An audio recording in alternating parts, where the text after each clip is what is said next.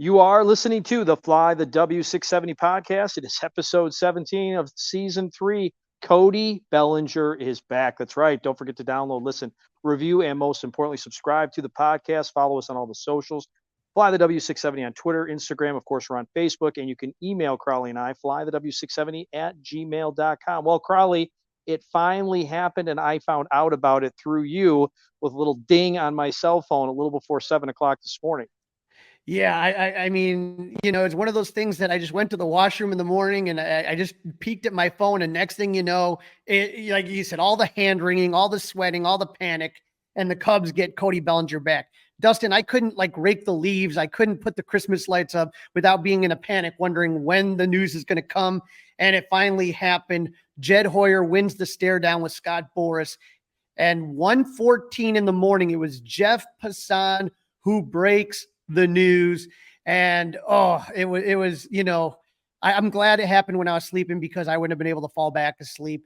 1:14, he says, center fielder Cody Bellinger and the Chicago Cubs are in an agreement on a 3-year, $80 million contract. Bellinger will receive opt-outs after each of the first 2 years of the deal. Bellinger, 28, returns to the Cubs after a prolonged free agency. So, boy, remember when Jed said in the press conference when they asked him, and they said, at CubsCon, he said it's the 5th inning. What's happening now? He said, well, the closer's up. Well, he closed the deal, right? Yeah, the closer was up, and the closer came in and threw the heat. Now, Cody, I think, Crawly, this deal makes sense for everybody. I'm sure Cody Bellinger would have liked bigger, better, longer. Let's talk about the numbers. Yeah, well, Boras was looking for 6 to 8 years and a deal worth north of $200 million, but it comes out being a 3-year deal, $80 million. As Passan says, opt out after each year. So the salaries, Dustin, 30 years this year, 30 years next year, 20 years in 20 million in 2026. So 30, 30, and 20. Now, here's the thing, Dustin. It gets a little more tricky when you get into the weeds and you talk about what the average annual value is. We have Jon Becker from FanGraphs in segment 2 to help us break it down. But from a standpoint of how this affects the 2024 Cubs, for on the field, it changes everything. As far as everything, it changes everything. Right. As far as the money is concerned, this is the team you see now is probably, this is it. I think this is it. You're really, I don't see them going over the luxury tax. I think this is as far as the team is concerned. But, we were so concerned, Dustin, about how the Cubs were going to make up the numbers offensively that Cody put up. We were all concerned. We talked about the infielders and the outfielders and who had to add a little more pop, who had to get a couple more hits. Last year, Dustin, with Cody in the lineup, the Cubs were 11th in the league in batting average, 6th in runs, 15th in home runs, 6th on base percentage, and 10th in slugging. Cody was named the comeback player of the year in the NL, slashing 307, 356, 525 with 26 home runs, 29 doubles, 59 walks, and 74 RBIs. So, Dustin, we were concerned because those are a lot of numbers that you were going to have to somehow, with those numbers in there, the Cubs had 83 wins, right? And so you had to think without him, it was going to look worse. He is the straw that stirs the drink, as some would like to say, right? This is a really good day. It's a really good day to be a Cubs fan. The lineup flexibility now is crazy, right? You also now have the opportunity to start PCA and feel okay about that in center field. You're going to bat him low. He's not going to lead off or anything like that. You can have him in center, and you can have Cody over at first. And when you don't want to start PCA, assuming he makes the team, you got Tauchman, right? So then Tauchman would probably be up at the top of the lineup. And worst case scenario, you put Bellinger back in center field. That's the curious part. Is he signing as a center fielder? Is he signing as a first baseman? Does he care? Do the Cubs care? That's something we're going to have to wait and see. And he's already in camp. He was there this morning. He's already talking to the guys. Somebody said, I was about to text him, and all of a sudden, boom, here he was in the clubhouse. Yeah, so it was Bellinger and Chapman were working out in one of Boras's camps in Arizona. So in Arizona, he was right there. And so, like you said, it just makes such a difference because the depth chart, it completely shakes it up. And that right now is what, I think everybody's really excited about, is that you had no margin for error with the way that it looked earlier.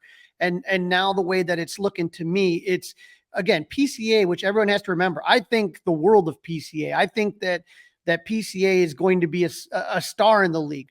But at the same time, Dustin, he's 21 years old. Okay, so it's not like he's a guy that like, he's not like, Mervis or some of these other guys that are 26, 27. He's 21.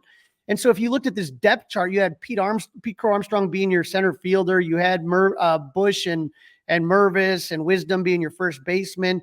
And this just kind of gives you all sorts of leeway. Bush and Mervis are prospects. They haven't proved anything in the majors yet. So instead of having 3 positions where you have question marks, center, first, and third, you now knock that down to 2, right?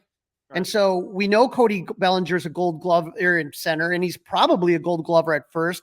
At the very least, he's above average defensively, so you can put him in either spot, and you're in better shape, I think. Yeah, and you have no sweat. If you wanted to even give him a day to get off his feet a little bit, you could have him DH, right? Absolutely. That's an option. If you want to give him a day to get off his feet, you could have him DH, especially you get back late on a Thursday night and you got the day game at Wrigley on Friday and another day game on Saturday, another day game on Sunday. That always isn't always the best optimal use of your energy. So maybe you get him off his feet and you let him just DH one day to keep that bat in the lineup. 100%. And Dustin, that Cody's teammates have been advocating for the Cubs to re-sign Bellinger the entire season, whether it's at CubsCon, and you remember Dansby's, at one of the sessions saying, hey, we got to get Cody. And whether it was in Mesa, everybody's kind of talking about it, but now he's here and the players are excited. And we have some audio from some of these guys right here that are just so happy to have him back. Here is what Dansby Swanson had to say about Cody Bellinger returning to the Cubs. Jed and I have a great relationship. Carter and I have a great relationship. And I think that so often it's easy to say, well, do they care?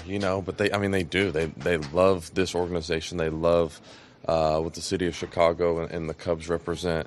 And they want to do everything they can in order to put us in the best position possible to be able to have some success. And like I said, I think that we don't talk enough about like some of the internal things that are going on that have really, really shown up from like in just little things for me throughout my time here with just the talent and the process. And so they've done obviously a great job of even building that up. And then being able to address, some of the needs at the big league level with some of the free agency stuff. Like there's so many good things that they do that aren't talked about enough. And so I just want to commend them for obviously what they've done, not only this offseason, but just throughout the last few years and what they've been able to build. And now it's just time to make all that work prove worthwhile.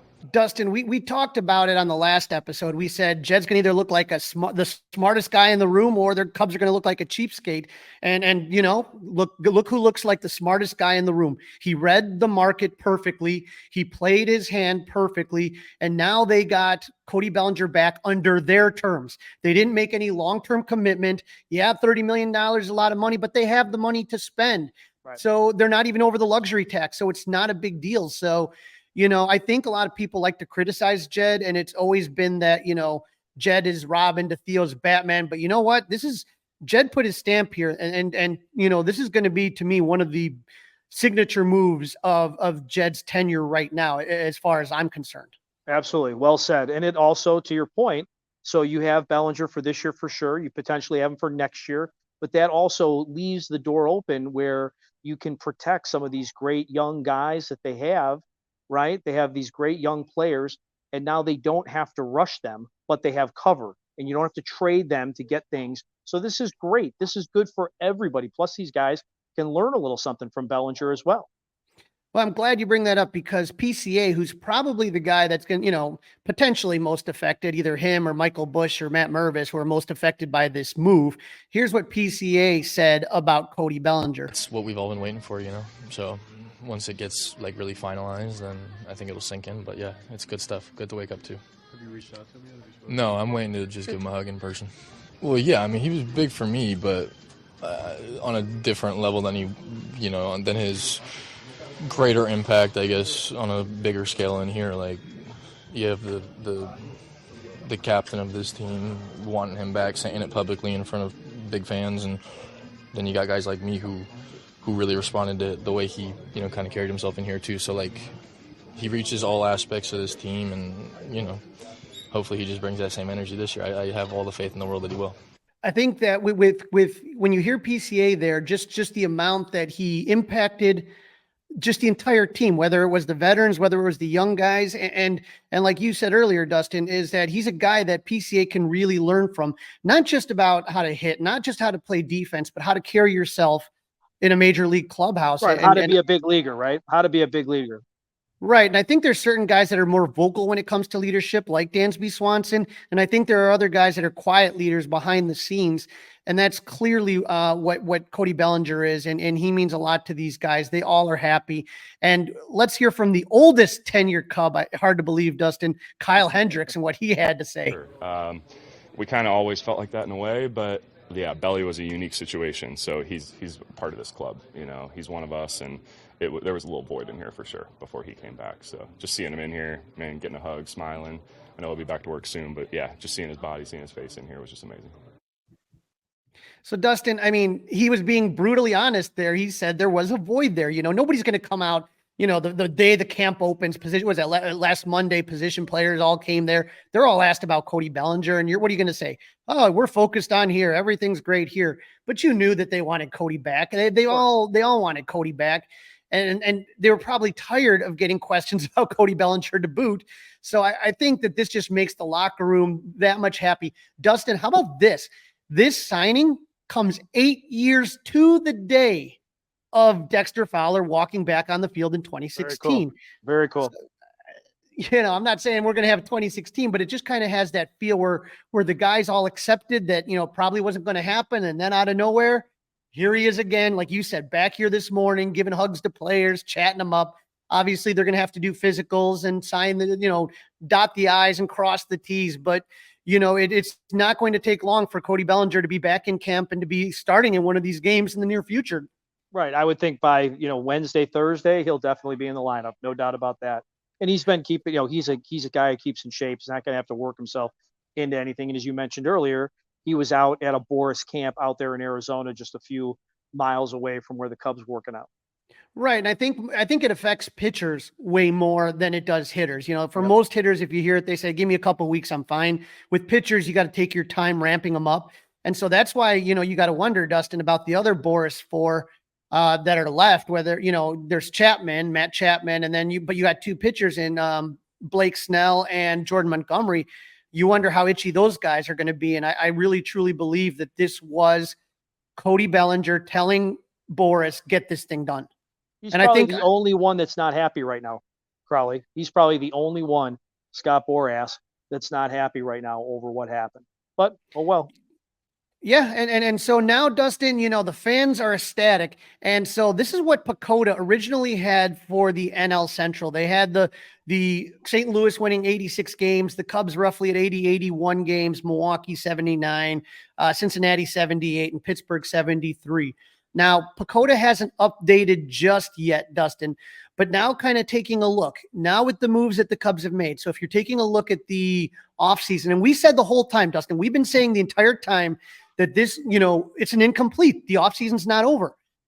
Again, with them being so close to the CB, the luxury tax, chances are if they are going to sign anybody, it's going to be after the All-Star break, any additions they may need. I don't see it being a big move, but where would you put the Cubs now as far as wins and losses, and where do you see them in the NL Central now that Cody Bellinger's back? Well, when you're paying a guy $30 million a year, he better be worth at least 4 wins, right? Maybe 5, maybe more, because he makes everybody on the offense that much better. Everybody's opportunity is increased because he's either on the base passes in front of you, he's protection for you in the order. So I think 85 is a pretty safe space to go. And I'm shocked they have the Cardinals at 85. How about you?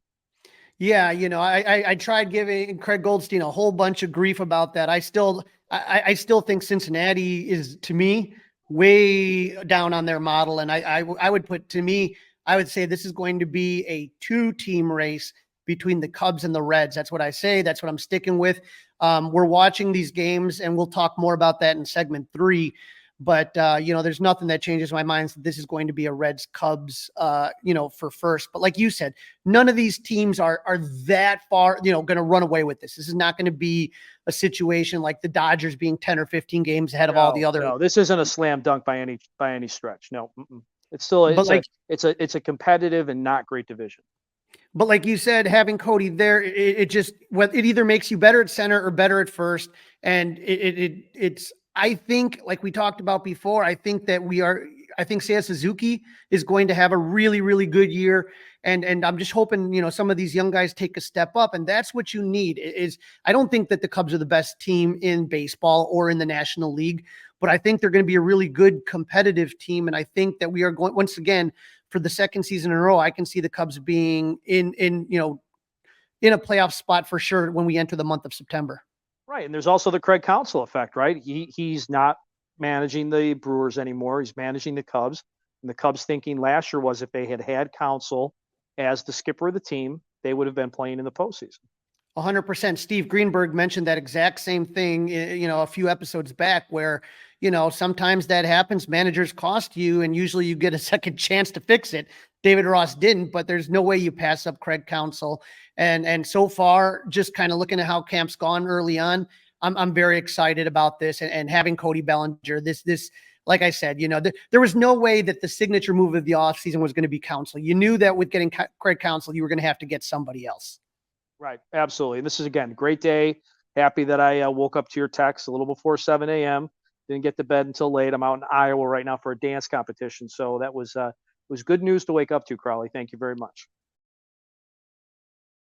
In this segment, Crawly interviews Jon Becker of FanGraphs to discuss the contract that Bellinger signed, what effect Bellinger signing will have on the Cubs' competitive balance tax, and what happens if Cody opts out, and what this means for the rest of the Boras Four. Joining me now on the Fly the W podcast, I had to get Jon Becker of FanGraphs on here to help us make heads and tails of this Cody Bellinger contract. John, how you doing, buddy? I'm doing great. I'm glad that Scott Boras finally got one of his clients to sign, and we've got a real big transaction to talk about for the first time in a while. Yeah, you and I were talking earlier, and it was just one of those things where, you wake up in the morning, you look at your phone, and then you have to kind of do a double take. It was Jeff Passan first thing in the morning, and, 3 years, $80 million, opt out after each of the first 2 years of the deal. And so when you look at that, you're saying to yourself, wow, because from all reports, Scott Boras was looking for 6 years, $200 million. I mean, that's kind of just surprising. And it looks like Jed played it right. Yeah. I think that it was pretty clear, honestly, as soon as Kevin Kiermaier, I think, re-signed with the Blue Jays. And I think that was actually maybe a little after Jung-Hoo Lee signed with the Giants. It's, either you're going to sign Bellinger to play first base, which gets rid of a lot of his value, or it's going to be the Cubs. And I think Hoyer knew that. A lot of fans knew that. It's not hard to look around at depth charts and see who's got room and money for him. And, Boras just ultimately, I think, lost the staring contest in the end. And Hoyer looks like he did the right thing and just waiting it out, not caving, so to speak. Well, let me ask you a question here. Do you think this was more because, people hate Scott Boras and whatever, but it's remember that the agent works for the player, not the other way around.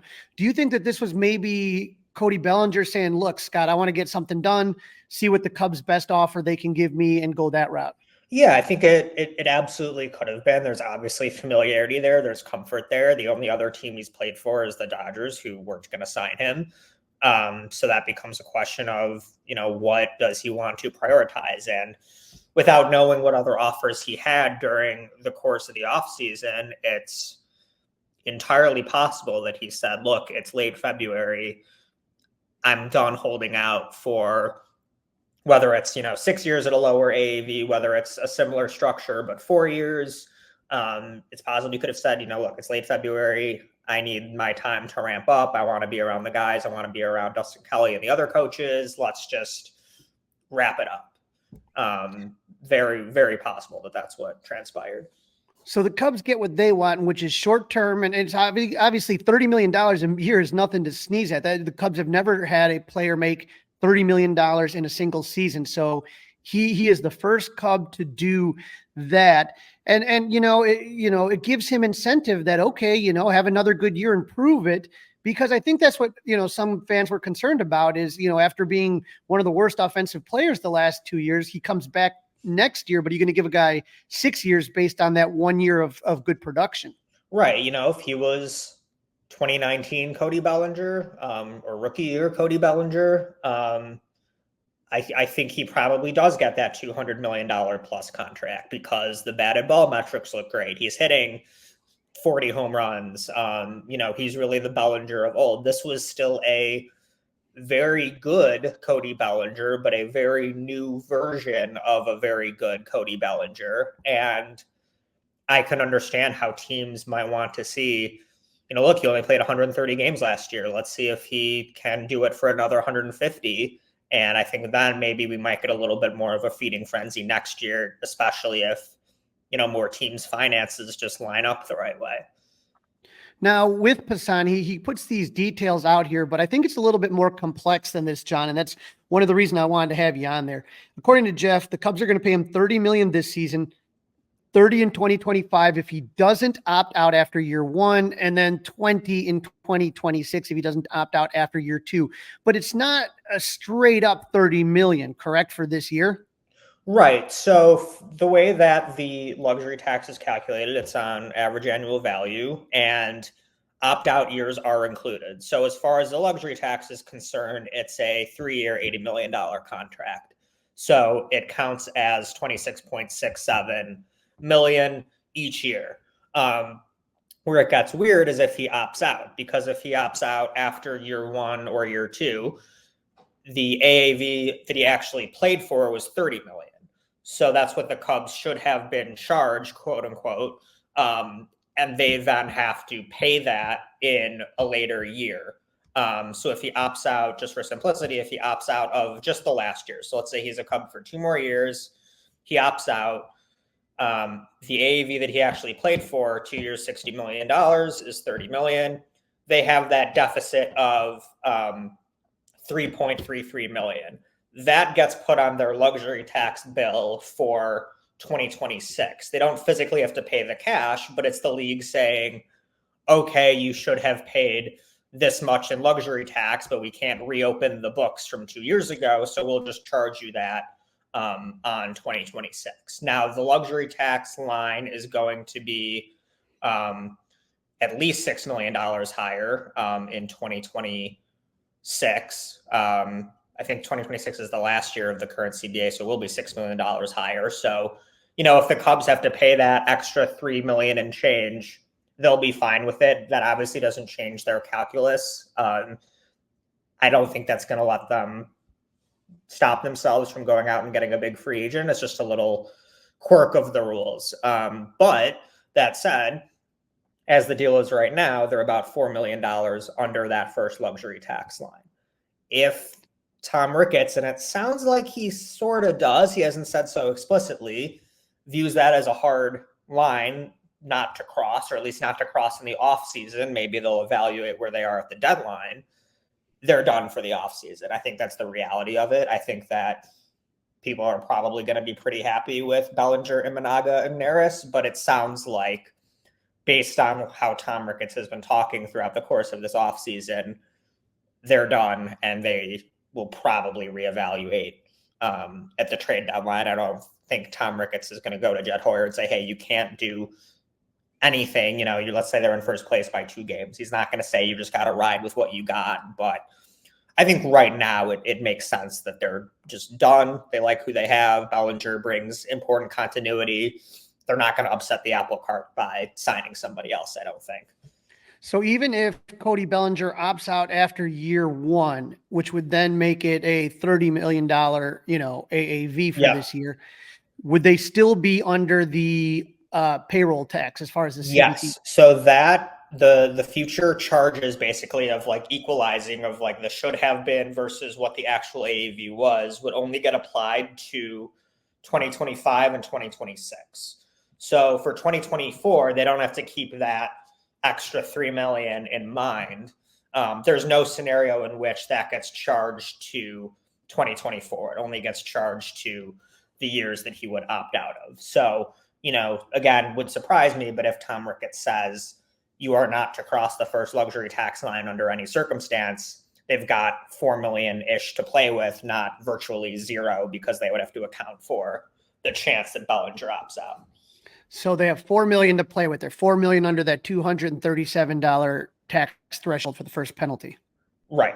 And that's, of course, assuming, maybe Bellinger's back and they decide, okay, we're going to give Morel a shot at third. Bush is locked in at first. They trade, Madrigal or Wisdom, let's say. So, of course, there's more flexibility that can be done.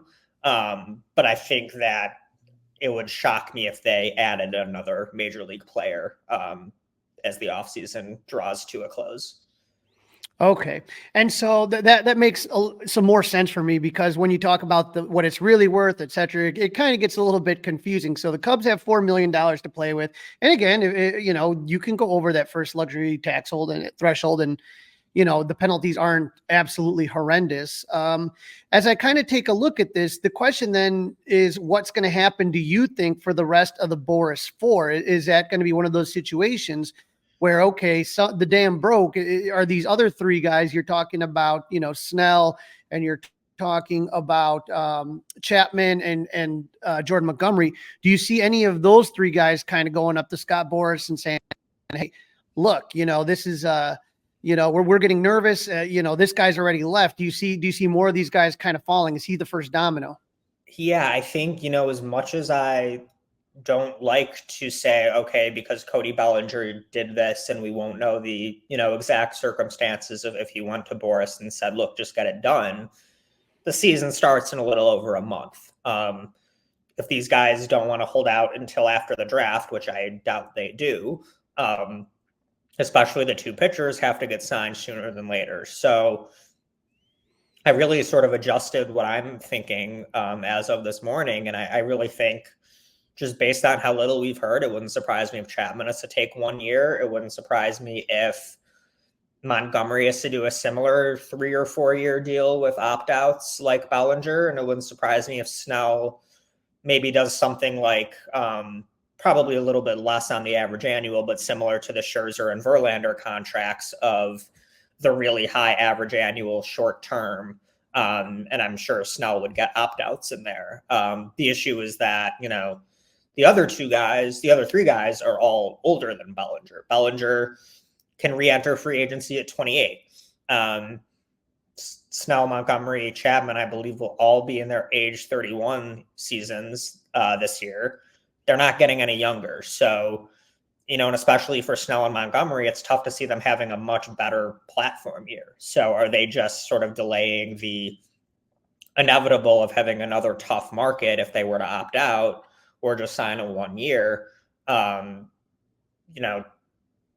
That's where it's tough, is do they prioritize that I'll just take the biggest guarantee I can get over 5 or 6 years, even if it's not what I was expecting, just because, well, I'm not getting any younger. I'm not going to have much better of a platform year.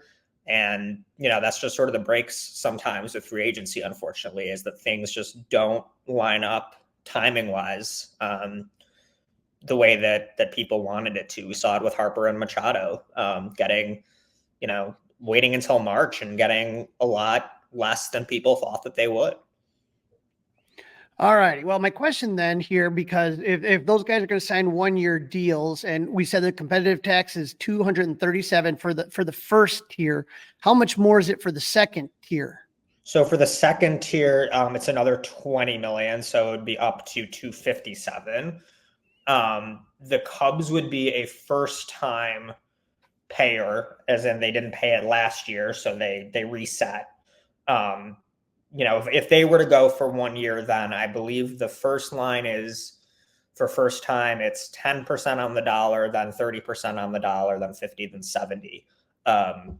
So, let's just say that they can squeeze Snell, Montgomery, or Chapman. Let's just say it's not the Cubs. It can be any team for, $35 million for 1 year. Well, that first $20 million got taxed to 10%. So you're adding $2 million right there.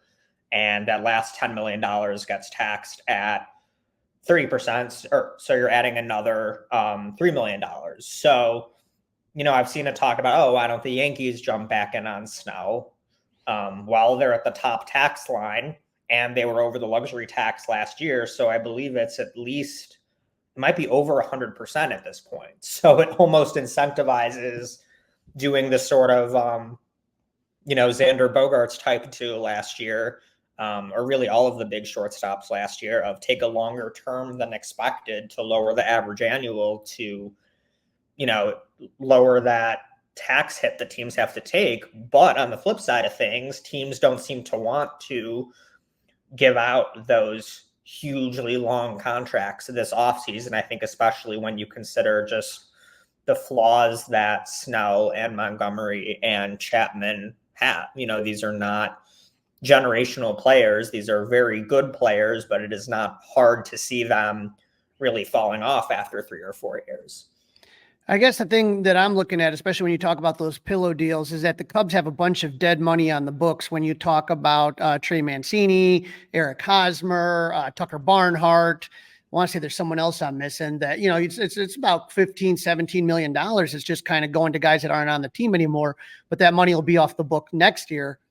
It's just kind of something I'm kind of keeping in mind now that, wondering if Montgomery or Snell or someone wants to sit there and say, okay, you got that 1-year pillow contract. It's not ideal, but could the Cubs potentially jump in on one of these guys knowing that, okay, we're going to be, I think Kyle Hendricks' numbers or dollars are off the books. It's another 16. You're starting to add up like $30 million off the books for next season. Yeah, I think, we heard enough about the Cubs' interest in Juan Soto and Pete Alonso in trade this offseason, where you have to imagine they'll be going pretty hard for both of them next offseason. So I think if they can make another move that makes 2024 better without affecting anything about the books in 2025, I think they'd have to at least consider that. Now, whether they want to, sort of renege on we want Chris Morel to focus on third, but now we're going to bring in Matt Chapman, or we have a 5th starter competition, but now we're going to bring in Montgomery or Snell. They have to be careful about those mixed messages, but financially, if they're fine going over the luxury tax, I think that would be something at least worth considering, especially considering that I think their 2025 payroll right now, without arbitration or anything, just guaranteed contracts, we have them at $144.5 million for 2025. The first luxury tax line is going to be $240 million, I believe. That's a lot of room. I don't think they want to do anything to add to that, knowing that Soto and Alonso are free agents, but they might view 2024 as that big year of let's try to win a division and be really good, and we can sell ourselves better to these free agents next offseason. Well, Jon, I really appreciate you jumping on a last minute notice. You've given me a lot to think about. And I think for Cub fans, this is a very nice surprise. And it was kind of, Jed was talking about, hey, we're in the 9th inning here. The warm setup man's up here. And all of a sudden this move happens. And now, what else does Jed have up his sleeve? So who knows, but I appreciate you kind of explaining the dollars and cents to our listeners. Where can they find your work online, and where are you at on the socials? So they can find me on FanGraphs at any of the payroll pages. I try to update those freakishly quickly after anything happens. And if you want to talk baseball with me, you can find me on Twitter at Jon Becker _. Jon, appreciate you jumping on, and thank you so much again for your time. Of course. Thanks for having me. You are listening to the Fly the W670 podcast. It is season 3. It's episode 17, and Cody Bellinger is back. Yes, exciting news as I woke up this Sunday morning to your text. But we've got some games to talk about as well. The Cubs hit the field on Friday, took on the White Sox, and I know the first thing we wanted to talk about were the new lineups of Craig Counsell in spring training. Yeah, I was really impressed, Dustin. I thought it was a really good mix of veteran and prospects. And I like the fact that, giving the young guys a chance to start off the game rather than just kind of coming in towards the middle or the end. I also like how Counsell is, these first 3 games, the start of each game has been guys that are in that competition for that 5th starter spot. So hey, he's given them a chance to show what they got. So we'll see what happens, right? Right. I did like Jordan Wicks getting out there right off the bat. He's one of the guys in the mix, right, for that 5th starter spot. It was good to see him. What did he go 1 2/3 innings of work, was working on a certain pitch. But little pop in that Cub lineup in that first game on Friday afternoon, huh? Little pop. Yeah, we're the main thing we're not going to do is overreact to spring training games, but we really want to look at some of the questions that the Cubs have facing the season. And one of those questions was, let's talk about that, Pop. When you looked at the lineup that came out, it was Happ at left, Morel third, which we wanted to see Amaya catching, Mervis at first, Canario in right, Pete Armstrong in center, Luis Vasquez at short, Joe Hudson, the non-roster invitee catcher DHing, and Matt Shaw, the youngster, getting to second base. So that's what I'm talking about, that mix. Absolutely loved it. And Jordan Wicks was on the bump, and I thought he looked okay, Dustin. The first inning, nice 1-2-3 inning, striking out the first batter of the game. But I wonder about this, Dustin, because the offense had a long bottom of the first inning. Mm-hmm. They batted around, and I wonder if sitting on the bench as long as Wicks did affected him, because I thought he looked less sharp in the second. He got the first out, no problem, but then White Sox DH Tim Elko homer to right, followed by Domini Fletcher hitting a single. After getting the next batter ground out, he committed a couple of fielding errors on the same play, a weak roller off the bat of former Cub Martin Maldonado that Wicks just could not pick up. And, the inning would have been over otherwise, but Martin Maldonado's not a speedster. Let's just put it that way. Had all the time in the world to pick that up. Yeah, he's not known for his wheels. That's for sure. No. And so, he doesn't make the play. His day is done. Hunter Big comes in and finishes the inning. I thought, like you said, Jordan Wicks, it was okay, but he talked about, that he was kind of, working on some pitches, those type of things, which, is normal. Here's what Jordan Wicks had to say about his outing. Kind of do what you wanted to? Yeah, I mean, the main thing for the first one is just get out there and get back to, having the juices flowing and get used to being in games. For the most part, we wanted to kind of feature everything today, which we did. There were some times where, if we're in a regular season game, we'd probably pitch a few situations differently, but we wanted to see some stuff in some certain situations, which I feel like we did. I thought the things we worked on this offseason, which was mainly the spin, I thought that looked really good. I was excited about that. And, there's just some stuff, obviously, to clean up. So, it is spring training. It's early on. But, it's good to get that feedback early so now we know going into the next one, okay, these are things we really want to focus on. You kind of mentioned it right there, but that slider that you're working on, how big will it be to start seeing how hitters are reacting to it? Yeah, it'll be huge. To get some, really game action reps, because you can try to mimic it in, live BPs and everything you want to, but you don't really get your true answers until you see it in a game situation against hitters from another team like we did today. And so, I was happy with what we saw so far. So, just going to keep building and keep going. You're talking about that slider. That's the big thing for him. And I like the fact that he mentioned, there's no way. And this is when we were talking about Jordan Montgomery and Blake Snell.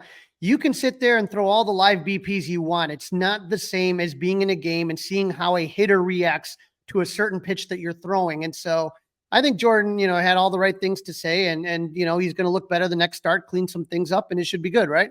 Right. I agree. The only thing you're a little, the defensive issues that those are the kind of things that you would rather not see going on, because again, they are the pitchers are definitely working on things. And then they get in a situation, right? You get a guy on, or you've got two guys out and a certain guy is coming to the plate. So it's situational and you're just working on little things. It's not like a game type situation, but the fielding errors, if there was one complaint, that would be my big complaint, is the fielding errors. Clean I'm that for sure up.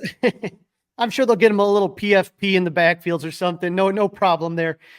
Pitcher fielding practice. But, I talked about that bottom of the first. The Cubs absolutely lit up. The White Sox rolled out, Dustin, 40-year-old Jesse Chavez. He was with the Cubs twice in the past.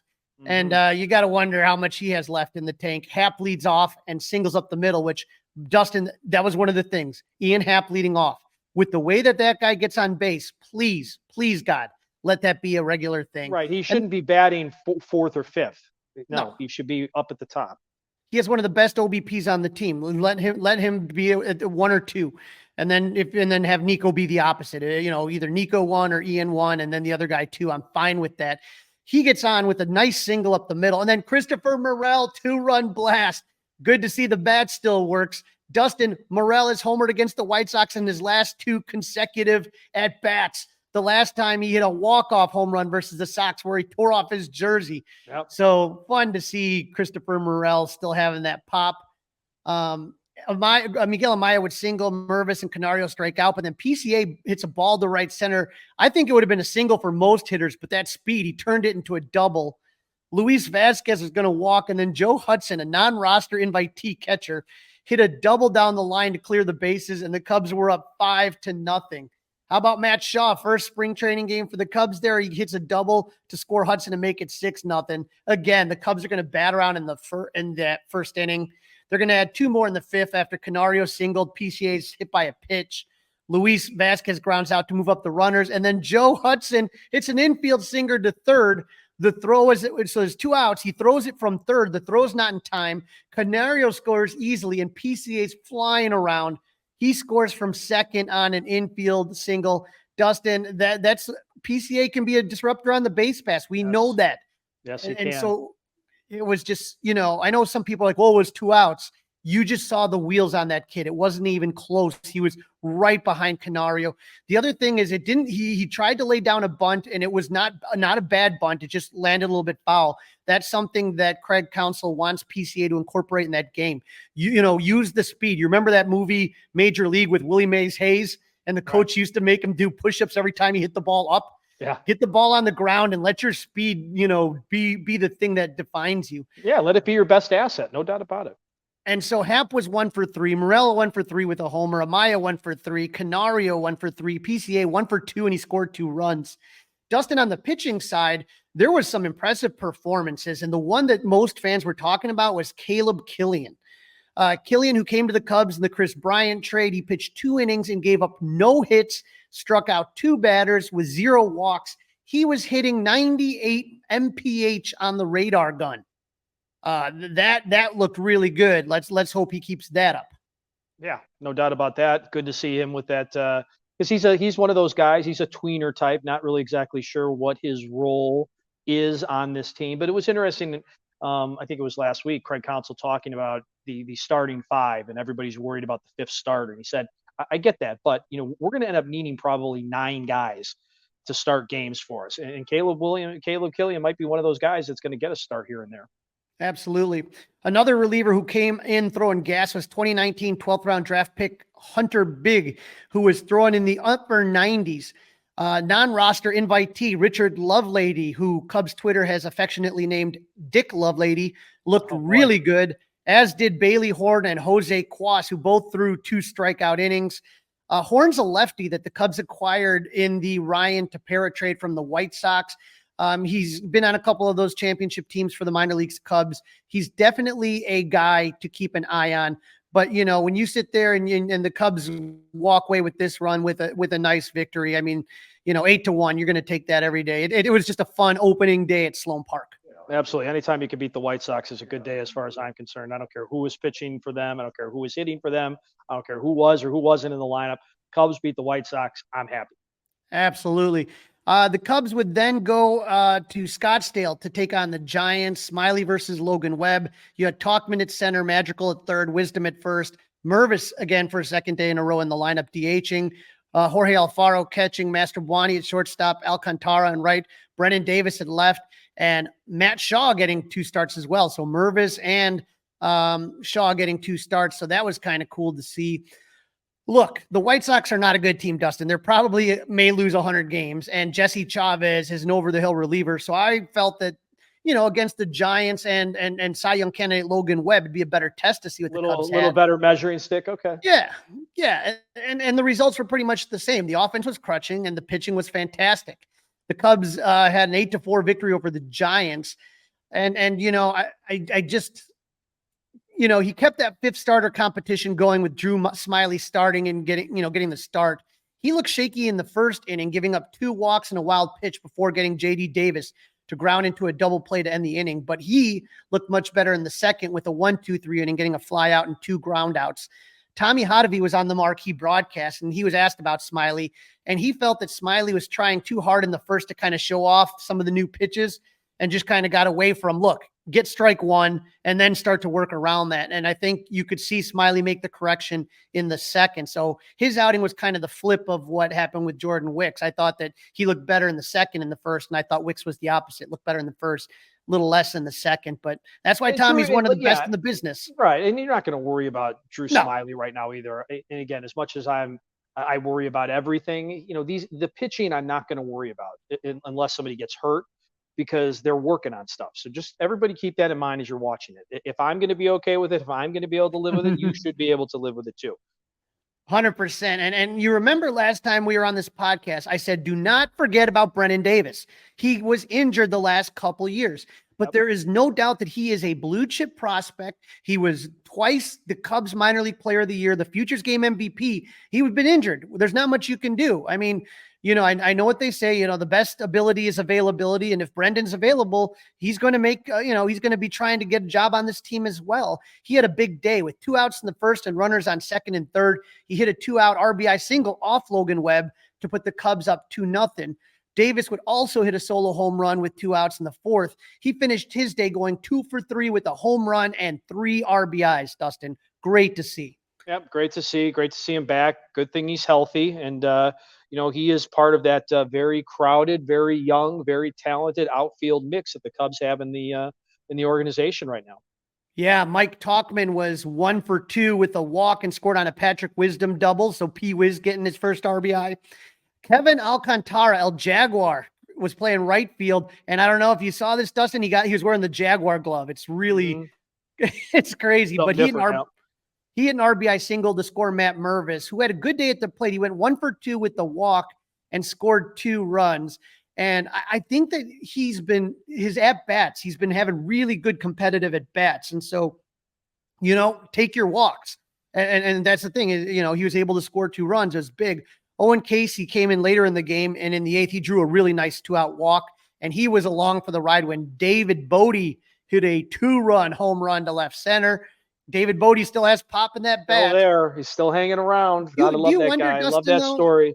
Love that story. I mean, he's on the last year of the deal. It's $5 million. I wonder if the Cubs could find somebody that could give him a start in the majors. It's not like he's breaking the bank. No, he's not breaking the bank. But I could see him with the Florida Marlins maybe or something like that. Right. Pittsburgh Pirates, right? I'm just surprised he hasn't. And I understood before because of the size of the contract, but it's the last year. It's $5 million. I'm just surprised. And so Chase Strumpf hit a solo homer in the 9th to make it 8-0. But Miles Mastrobuoni, he's not going to pop out at you on this. He was 1 for 3. He stole a base, and he made some nice defensive plays at shortstop. And I feel like he was a guy that got beat up a lot last year, and I don't really want to say it's his fault. He was a very young guy, and originally they put him in the outfielder, and he's an infield. I mean, imagine playing in April with the wind howling in, and you've never played there before. I mean, he just kind of was put. That to me is one of those things I want to know, and I doubt anyone will ever tell me whose idea it was to put him in right field. That was just a stupid idea when Seiya Suzuki was injured. I think Miles Mastrobuoni is going to add some value to this team. He's not an everyday starter, but he's a guy that can fill in and do little things. He's a fast guy, and again, at short, he made some pretty good plays. Right. But again, at some point, you're going to get some roster construction things here, like Mastrobuoni, Madrigal, who's Talkman, who's going to be on this team and who's not going to be on this team. Well, and again, it's like we talked about in segment 2 when we were talking about the contract and the CBT. If you can get rid of Miles Mastrobuoni, is not really costing you anything. But if you can free up Nick Madrigal, or if you can free up, a guy like David Bodie, who you're still paying, and he counts against your CBT, that I think the guys that have a little bit more contract, you don't want to get rid of those guys. The other thing you're looking at is options as well. So yeah, options is a big part of it, right? Of course. Yeah. Now, the Cubs pitching staff, after the starter came out, looked fantastic. Ben Brown went 2 innings. He gave up 2 hits and a walk. Getting those walk down, though, is going to be a big key for Ben. And I know Tommy Hodovin's been on the Mully and Haw show and talking about, a lot of and you talked about earlier, too. You have to get the innings that they're looking for. And if Ben Brown may not be a starter this year, but he could maybe be a bullpen piece, and that's exactly how Justin Steele got his start, coming out of the pen, and then later on as a swing man, and then later on a starter before making the All-Star game last year. Dustin, our guy Luke Little pitched a scoreless inning, didn't give up a hit. He did hit a batter, but he had a strikeout, and he was also throwing some heat. Sam McWilliams, Riley Thomason, Blake Wyman all pitched scoreless innings. Again, the Cubs were up 8-0 in the ninth. The Giants scored 4 in the ninth inning with 2 outs off Chris Karchmer and Joe Nahas. That happens sometimes at the end of the blowout games, but this game was nowhere near as close as an 8-4 is not even really close, but it wasn't even that close. Wasn't even that close, right? So again, nothing to get too upset about, nothing to get overly excited about. Good news, nobody's hurt, right? People are working on stuff, so this is a good thing. All listen, Crawly, all happy and good right now in my Cubs kingdom. Okay, all yes, happy. Sir. And in game 3 of this weekend on Sunday, you had again that audition going on, and it was Javier Assad took the bump for the Cubs. Nico Horner, Ian Happ, Dansby Swanson, all in the lineup. Christopher Morel back at third, Gomes at center, Wisdom DH, and Mervis at first base, Canario right field, and Pete Crow Armstrong in center. So again, a good mix of veterans and young guys in there. Mervis again with the start. So Mervis and Crow Armstrong getting a lot of opportunities. Right. We have not seen Michael Busch yet, and we have not seen Seiya Suzuki. So neither of those guys have played anything yet. So not saying anything. I'm not making any predictions. I'm just kind of pointing that out, just something to kind of look at. But Javier Assad kind of struggled in this outing, Dustin. It was not the greatest, but again, he went 1.1 innings, gave up 3 hits, 2 earned runs, 2 walks. So I felt like he was getting squeezed a little bit by the umpire. It wasn't the absolute, He's squeezing me, man. He's squeezing. There was some squeezing going on. And I would also say that he did give up some hard contact. The Cubs offense so far, though, has not done anything against San Diego's pitching. We're already about through the 6th inning, and they only have 1 hit. Dustin, that's obviously not going to cut it. But the one guy that I want to kind of talk about, Daniel Palencia, went an inning and he didn't give up any hits, any runs. He's a flamethrower. He's a guy that, he has options, so we might not see him at the start of the year, but I feel like he's going to play a big role on it. The other guy that is one of my big guys, the guys that I really, really love, Cam Sanders, he went an inning and he had 2 strikeouts, faced 3 batters, got 2 strikeouts. But the one thing, Dustin, we're looking for here is swing and miss stuff. Right. So when you talk about Luke Little, when you talk about Cam Sanders, when you talk about Daniel Palencia, this is the point where all of this young talent is starting to bubble up. You saw it start to kind of come up last year, and I think you're going to see it this year even more of these young guys that can throw it to 96, 97, 98. I'm tired of having guys coming out of the bullpen throwing 91, 92 miles an hour. That's not going to cut it in today's Major League Baseball. Nope, Crawly, you're right. It will not cut it. That kind of stuff won't cut it. And Craig Counsell and Tommy Hotovy and the guys, they'll get it all. They'll get it all figured out. Plenty of games coming as we get this podcast going next week, right? Full slate of action. Yeah, full slate of action for next week, and so that'll be exciting. The last thing about this Padres game is the fielding, little bit sloppy. You got 3 errors, and that is clearly too many errors right now. So as far as the Cubs are concerned, obviously not the best game that they've had so far. I would definitely say, but again, like you said, full slate of games coming up for next week. And so by the time that we come on next time, Dustin, you're going to see them. They're going to have a matchup against the Royals, Cincinnati, and Milwaukee. So 2 division teams that are on there, and then Colorado on Thursday. So and then that Thursday game against Colorado is the last day of February. So that means Crawly's in spring training in 2 weeks. 2 weeks, 3 weeks until you get there. 2 weeks, give or take, whatever. Again, remember, everything is so good right now, Cub fans. Everybody is happy because Cody Bellinger is back. That's right. This is season 3. It's episode 17. That's a wrap. We're going to keep our eyes and ears on everything going on. We will hear from Cody Bellinger. We will hear from Craig Counsell. We will hear from who else are we going to hear from? We're going to hear from Carter Hawkins. We're going to hear from Jed Hoyer. That's all going to happen early this week. And right after that happens, you will hear from Crawly and I again. Don't forget to listen. Don't forget to download. Don't forget to give us that 5-star review. That's a wrap, Crawly. Enjoy the rest of your weekend and have a great start to the weekend. How could you not? Because Cody Bellinger is back. He's back. Go Cubs. Hey guys, it's Crawly. Thanks for watching. If you enjoyed this video, please don't forget to give it a thumbs up and subscribe to our channel for more content like this. If you want to see more of our videos, be sure to check out our playlist and let us know what you think in the comments below. Also, don't forget to follow us on social media to stay up to date with our latest episodes. Links are in the description. Thanks again for watching, and we'll see you in the next video. Go Cubs!